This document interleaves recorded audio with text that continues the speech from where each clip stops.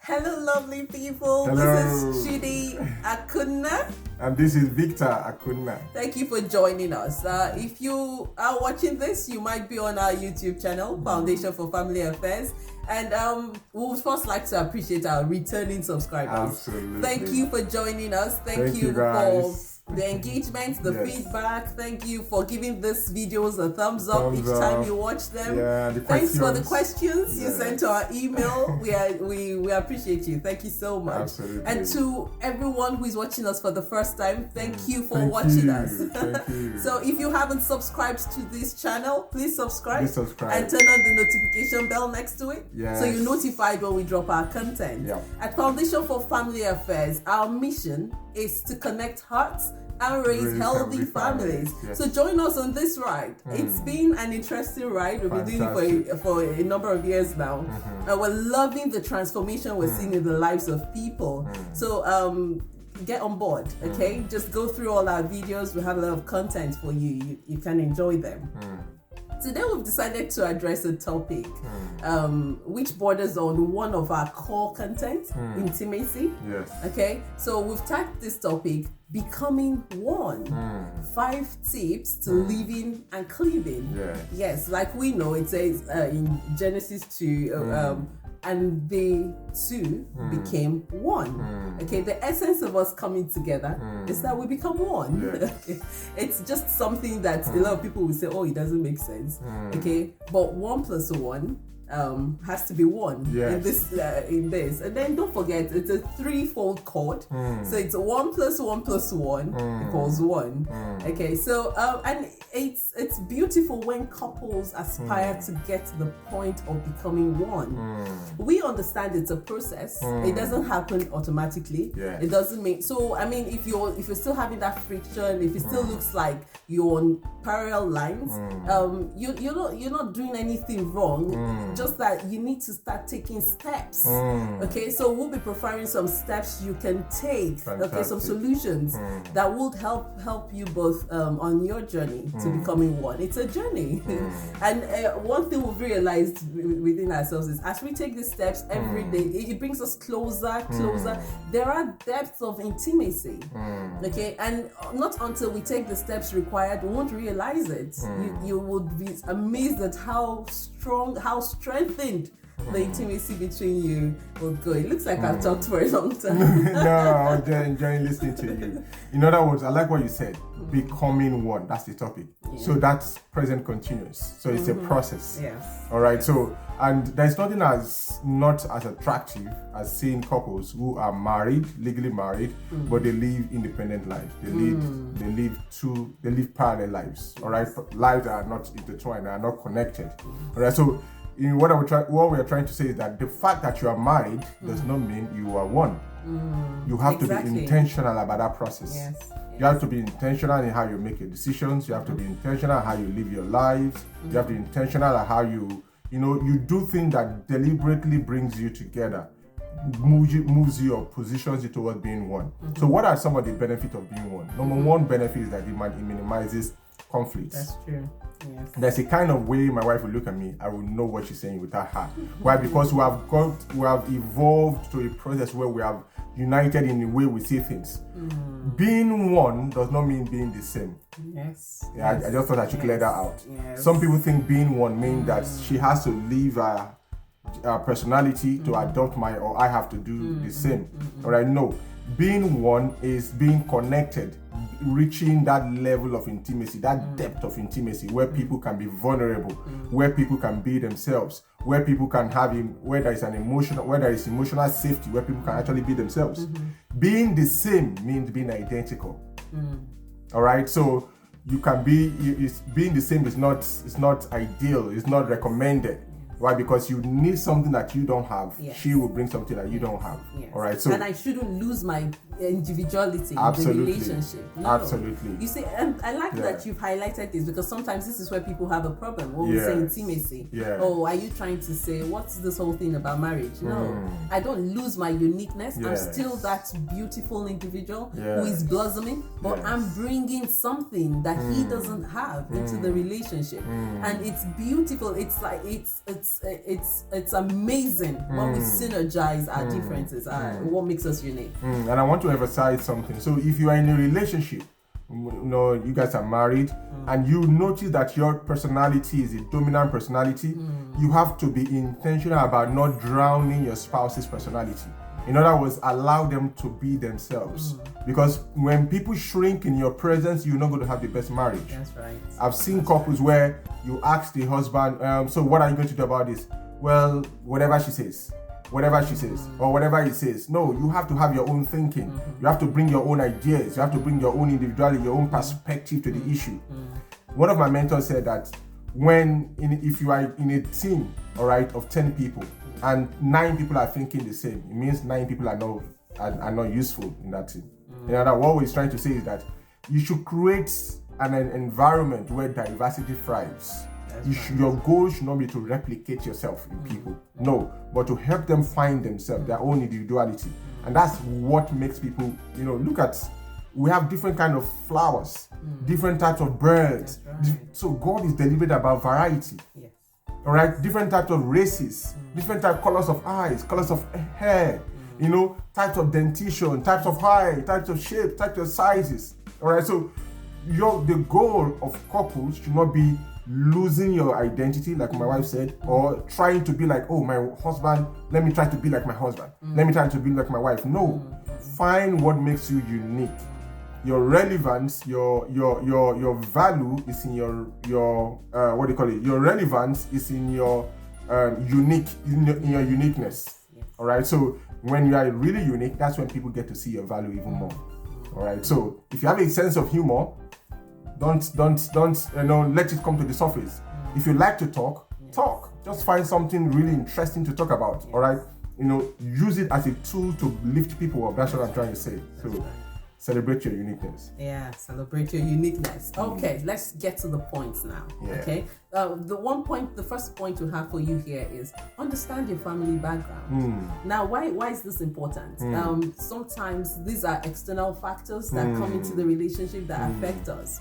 Okay, my dear husband, one day we're just having a chat, and he said to me, different families have different personalities. The way we say, oh, there are individuals who are, some are choleric, some are phlegmatic, some are melancholic, some are sanguine. Okay, different families have that personality. So as you are coming together to build your own union, you need to understand where the other person is coming from. Fantastic. If in the other person's family they have choleric tendencies, then it's going to be something you have to put up with, because yes, I don't just come into the marriage myself. I'm bringing with me my family. I'm bringing with me some people, okay, some experiences, right? So in that case, you'll be having the case of, there are families where when they're choleric, they want to know what's happening in there. What's up with your union? Yes. Okay. Is your husband working? What is he doing? What exactly? Why has he not applied for that? How much is he earning? And if your husband, if your spouse is from a family where they like to mind their business, okay, they just stay. You bring the information to them, okay. They're not, permit the word, intrusive. They expect you to tell them as much as you comfortable, feel okay, per time.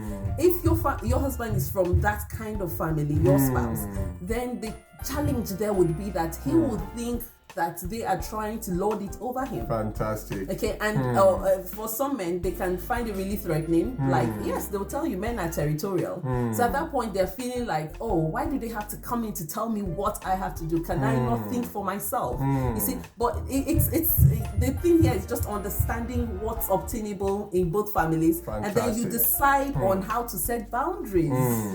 Now, why this is so important, because if you don't discuss and agree around this, what will happen is that you have a spouse who is constantly under pressure to, try to defer to his or her own parents. In other words, so where you find a situation whereby, okay, we're trying to buy a house. You have to go and take pictures, then show your parents, do this. We're not saying that is bad, but if your spouse is not on board with it, don't do that. All right, so you should come to that point where your default thinking is not, if there's any problem, I'll just run back home. No, You must be intentional about that, to stand on your 2 feet. Your number one goal is to stand on your 2 feet. Financially, mentally, spiritually, right? So you cannot be a man of your own, because if you are not a man or a woman of your own, you shouldn't be in marriage in the first place. Why? Because marriage is for mature people. All right. So the first step of working towards one is to sever that relationship you have with your parent. That's why I say living. Severing does not mean you slam the door. No, they will always be in your life for the rest of your life, and they are a valuable part of your life. All right, but there are limits to how much they can come into. All right, so, and that's what we are trying to say. So once you define that, you now begin to look at the comfortable, healthy boundaries.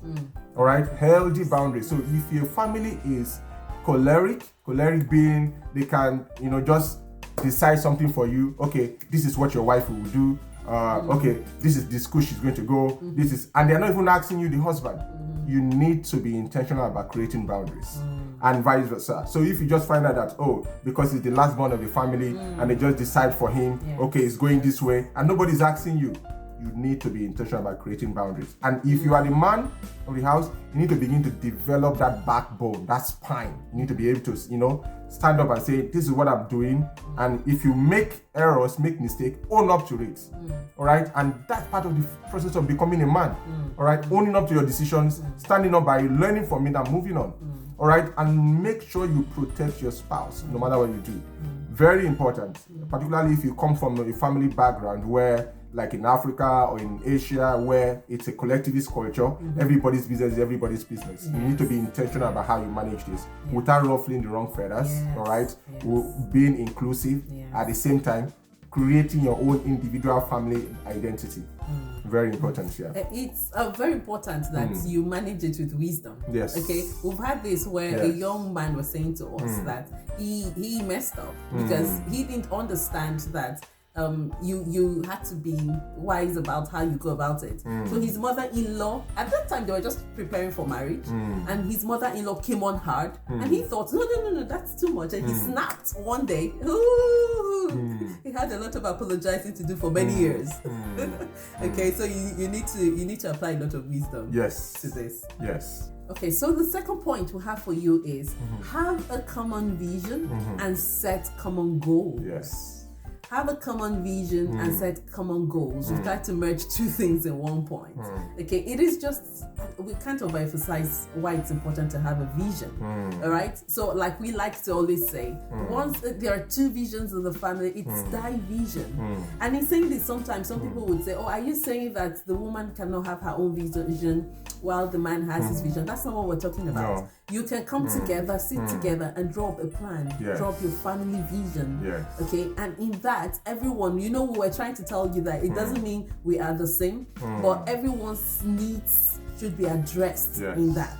Okay, you're just as important, whether we feel male or female, male and female, we're just as important. Nobody is more important than the other. Okay, and it's you're coming together to form a union. In a union, there's no divisibility.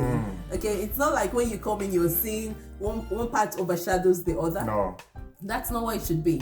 Okay, a vision is just that thing that gets you moving. You have your eyes, on that thing. It's our guiding light. Yeah, I like to call it the vehicle to your future. Why? Because if you don't have, it's the vehicle that moves you from where you are at to where you need to be. All right, so it's that picture of the kind of future you want. So for example, when we got married, I remember we had this conversation to say, okay, we like to earn this X amount of money. And that was our vision, because we wanted to be financially independent. That was our first goal. So that's a vision around our finance. So we had a vision to be financially independent, where we won't be a burden to other people, where we'll be able to generate from our own, with the gift and talent and time that God has given to us. So that was our goal. That was our vision. So what did we now do? We now set a goal to say, you know what? Okay, you were going to upgrade your qualification. Yes. All right, you're going to go to school. And then she was already, I think she was doing, I think you were doing your master's at the point, So at that point, she was doing a master's. I said, okay, I was going to do this. I was going to, move on and do my PhD as well. So we had that vision, but we did not just sit back. we started creating goals. So what do we need? How much do we need to do? What do we need to do to earn that amount of money? Who do we need to become? Where do we need to live? So those questions were addressed while we were setting the goals. So what happened was that in the process of creating that family goal around finance, I'm trying to use that as an example. What happened was that it started merging our thinking together. So to the point whereby when we had things we needed to achieve financially, we had to talk to each other. So I couldn't just go and just take the card and do whatever I like. No, because we have a goal. So anything I was doing has to be agreed by two of us in a way that doesn't alter the ultimate vision that we're looking at.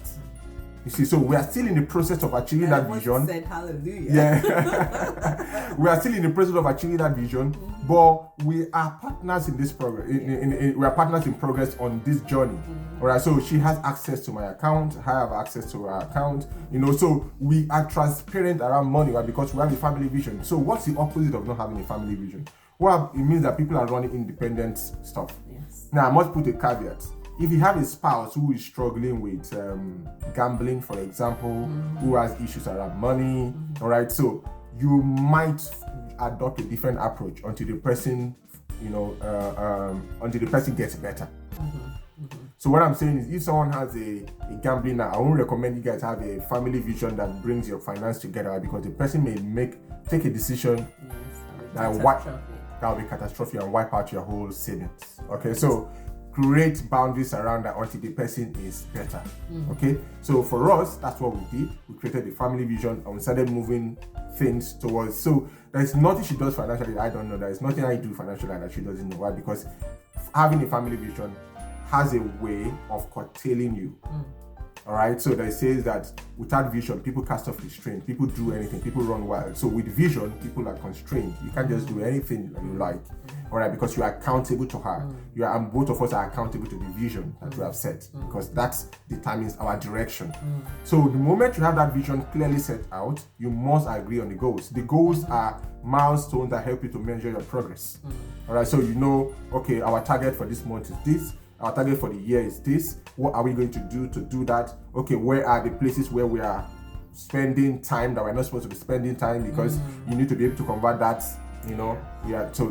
to money. All right, so what are you doing that you can, what product can you create? What can you do to ensure that you are able to, instead of spending your time for money, so that you can live a life that money will be coming in without you having to work? These are thinking and thoughts that begin to come up. All right, so very important for you guys to have. If you don't have that, you will not be able to work, because money is one critical aspect in marriage. Yes.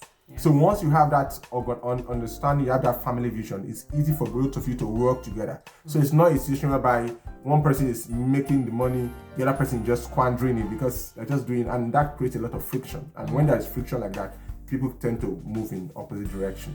Yeah. So look into your marriage. If there's an aspect you think that we don't quite merge here, we don't quite gel, then you might want to apply what we've said. Just look at how you can set goals to help you achieve that. Yes. Right? Yes. Okay, so the next point is like an overflow from this one, which is align your values. Yes. Align your values. Yes. As a couple, we came together and we decided what we have core values, and not so core values, but they are values, right? And we have adopted them as our family values. Yes. Okay, examples will include integrity.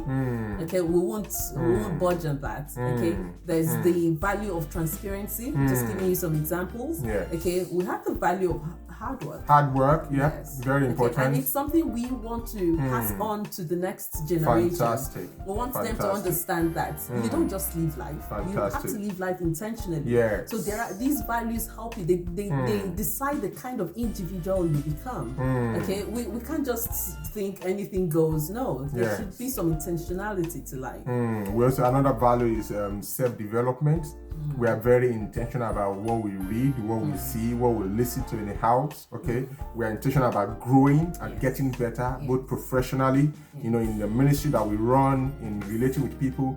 We have value of help. supporting other people's vision. So there are things you do together that both of you share that will now help you. Now, once you have that value, what usually evolves from it is that you have activities, you have principles that guide you. So values are basic belief system that you hold that shape your value, your behavior around the world, around other people, and how you interact with one another. Okay, so very important for you guys to have that value, because we've noticed that usually not all the time, in relationships, opposite personality attracts. So you have someone who is more outgoing, being attracted to someone who is more relaxed and laid back, usually, but not all the time. I need to emphasize that because I have seen exceptional cases. But when it comes to values, common values unite.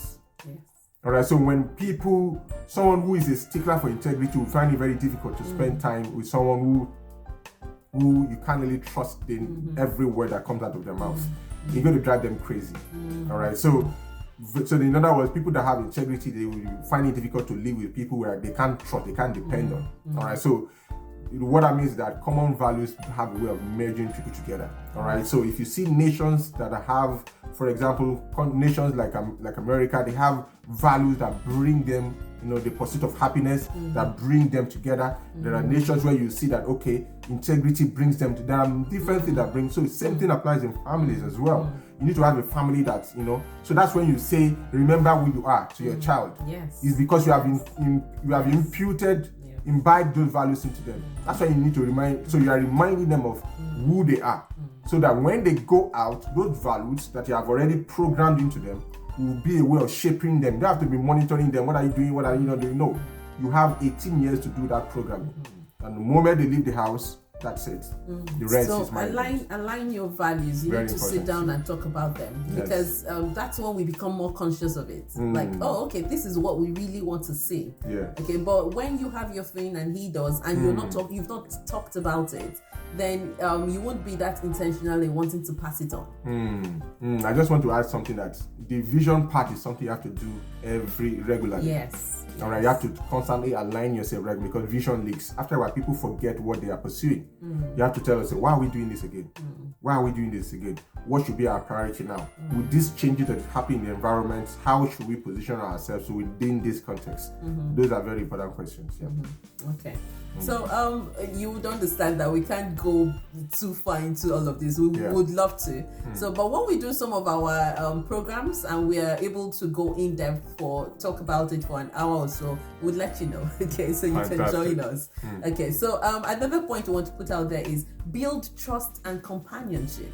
Build trust and companionship. When you were speaking and I don't know, there was something you touched on, and people must get to that point where they build trust. And yes, in saying that, I like to also say that we also learn to move past hurt.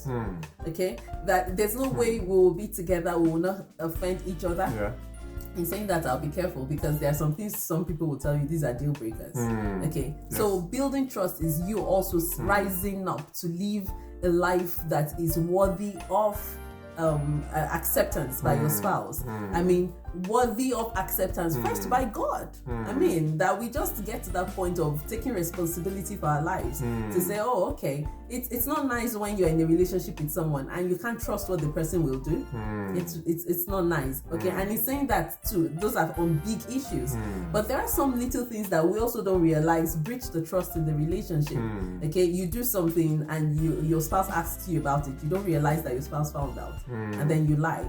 You're telling him that okay, I'm not worthy of the truth. So he could start thinking many things. Oh, okay, why is she doing this? And I'll give you an example so you understand what I'm saying. There's a woman who said they've always run joint accounting. Okay, they're very transparent with their finance. And one day there was something she needed money for, and she decided to stash some money, aside. And her husband saw her piggy bank where she was keeping some money, and just asked her one day. She didn't realize he had seen it because she was hiding it. And she said to me, I don't even know why I was hiding it. There are some things that not until you ask yourself, why am I doing this? You won't realize it's not wrong. You can tell him, I just need to keep some money aside. But for him, he asked her, is there something you think I should know? And I do not know. And she said, I don't know. And then he asked her directly, and she lied. Okay, he didn't tell her until she was done, I think months down the line. And she was really shocked at how he took it, because for him, he felt that I can't trust you anymore in this relationship if you could lie to me about something like that. So building trust, we must be that intentional about, you know, earning the trust of our spouses. So query yourself sometimes, you know, from time to time, why do you have to do certain things? And just be that conscious. And then, yes, you want to say something about that in companionship. Yeah, so basically for trust, why is it important? Why is it important? Because people can build intimacy, can become one if they don't trust each other. All right, you won't be, if you're working into a home and you don't really know the behavior or what you're going to be on edge. You're going to be, all right, you're not going to relax, and when you don't relax, you can't connect. All right, so when you don't connect, you can't move towards being one. That's why trust is so important. Trust is so it's a critical foundation for relationship, for intimate relationship most especially.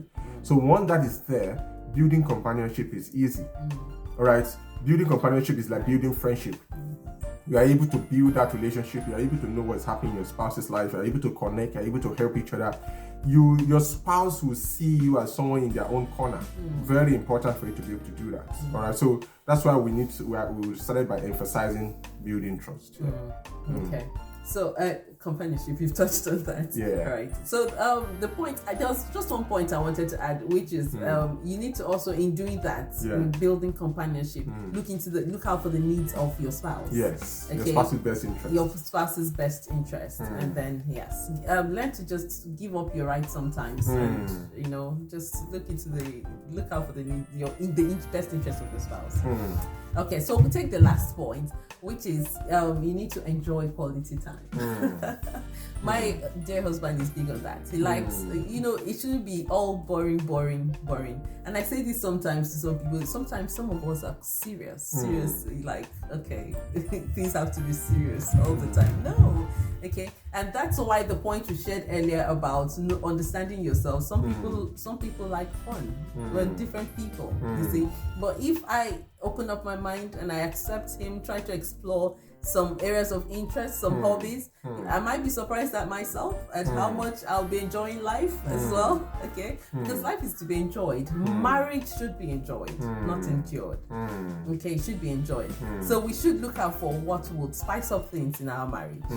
Very important for you to create that time to find common hobbies, things that you enjoy doing together.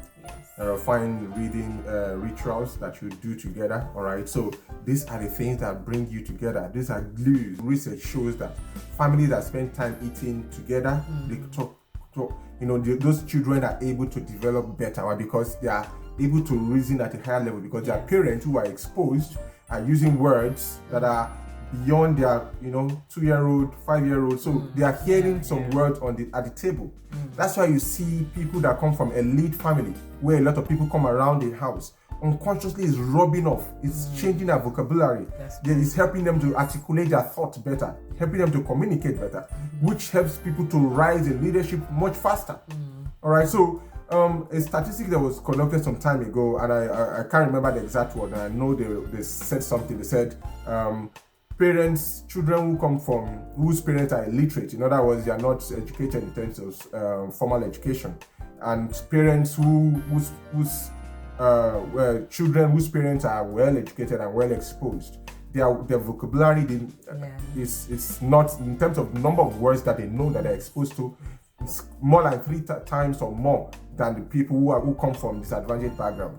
And unless these children who come from disadvantaged background really apply themselves and push themselves, they're already starting out, you know, in a very disadvantaged position. And that's one of the benefits of creating rituals. Just a ritual of eating together is what is doing that magic. So in your family, you have rituals that bring you together with your spouse. You guys talk every morning. You guys take a walk. You know, one of these days we'll post pictures of us taking a walk. You guys take a walk. You know, you do shopping together. You do things that look so little. But those issues, in the process of doing that, you are smoothing off all the rough edges. You wouldn't know how far this is going. So this is one of the ways. This is another point that will help you to build that connection with your spouse. Help you to build that becoming one. All right. Yeah. Yes. Very important. So there are different areas of intimacy. We have the physical, spiritual, sexual, financial. Let's just look into these areas and see what we can do. Okay, spiritual might just be that as a couple we need to spend more time in prayer, more time in the study of the word. Okay, yeah, just enjoy that time together. Fantastic. So you have this thing. I just thought I would share this. You have this thing where we saw this. Okay, in the course of coaching people, and a couple was saying that one of them does not like praying out, and the other does. Okay, and enjoys that. And I mean, I think at some point that was our case before marriage, though.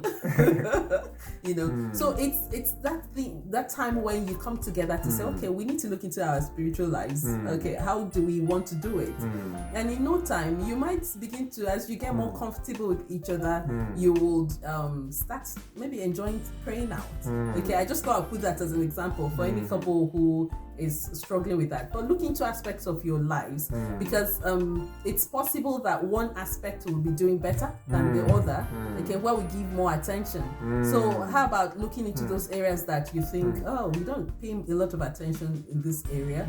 Okay, we kind of more intimate in this area than when it comes to this other area. So it's just something to explore.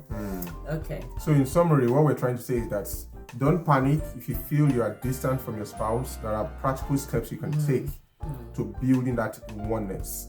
Set it as a goal. All right, we want to be one in this area, like she said, in marriage, in sex, and set it as a goal, and then begin to take these practical steps. All right, so share with us in the comment section which of these steps resonate with you. Which one are you practicing that we might not have mentioned? Let's discuss, let's learn from each other, and let's take it further. Okay? Yes, and please feel free to share this with your contact. Okay, let's help more people who would need the information. And if you haven't subscribed to our YouTube channel, please subscribe and turn on your notification bell so you're notified when we drop our content.